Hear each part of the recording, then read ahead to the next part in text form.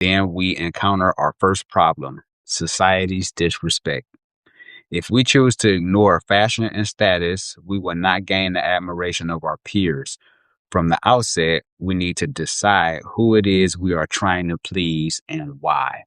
And I thought that was good because he's talking about from a societal perspective that society finds that disrespectful as far as being content because a lot of times, we're worried about what our neighbors have, what we see on Instagram.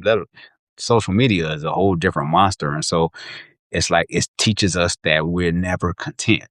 And society would almost look down on you for being content.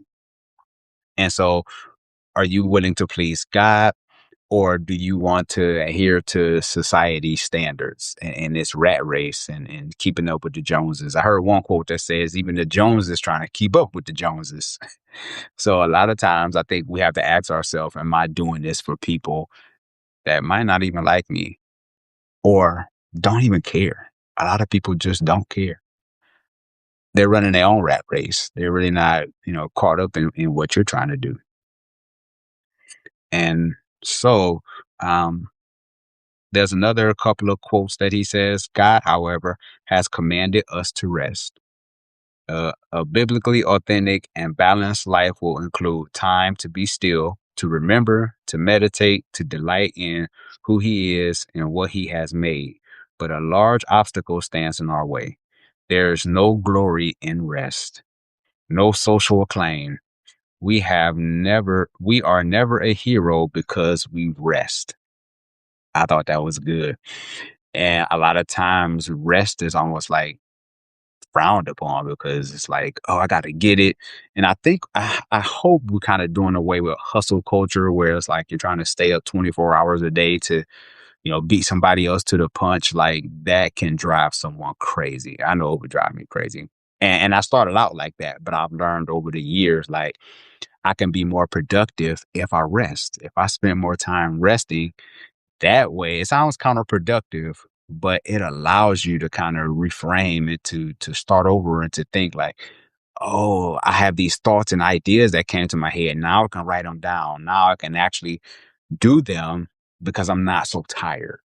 Right. And so I thought that was good where he talks about we are never a hero because we rest.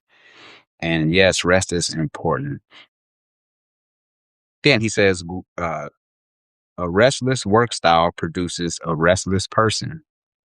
Notes Gordon McDonald. We do not rest because our work is done. We rest because God commanded it and created us to have a need for it. Thought that was good.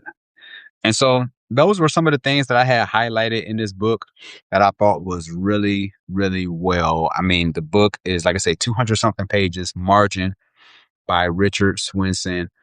Um, I suggest that you get it if you feel like you are caught in the rat race, if you feel like you cannot get ahead in life or you just burnt out and you just need a break. And there's nothing wrong with rest. As I get older, I'll be 49 next week.